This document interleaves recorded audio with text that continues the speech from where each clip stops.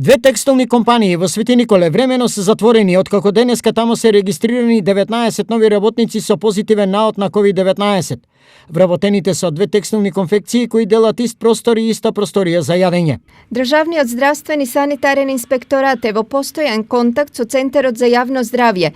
Иако како кластер конфекцијата е времено затворена, ја следиме состојбата, со оглед на тоа што таму има организиран превоз на текстилни работнички, Рече директорката на инспекторатот доктор Ирина Сотирова Бухова.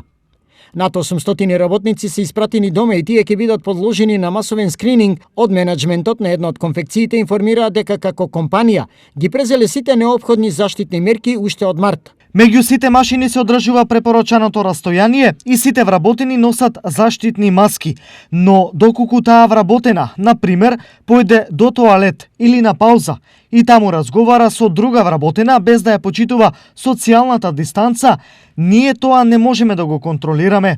Тоа значи дека и покрај почитување на мерките од страна на компанијата, доколку дел од вработените не се совесни, не може да се спречи оваа појава. Велат од менаџментот на една од компаниите.